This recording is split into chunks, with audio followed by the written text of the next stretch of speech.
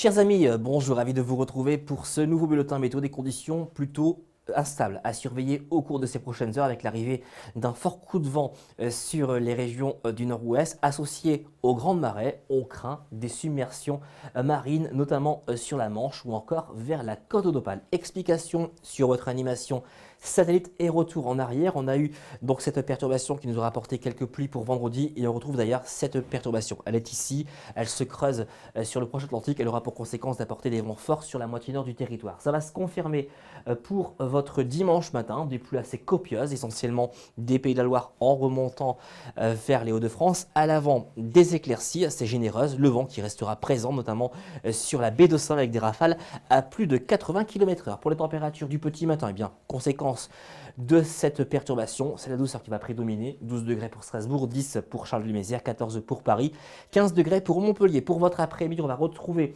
cet axe pluvieux essentiellement de la Nouvelle-Aquitaine en remontant vers les Hauts-de-France. À l'arrière, nous passerons en ciel de traîne, donc nous aurons encore quelques averses, mais également des éclaircies.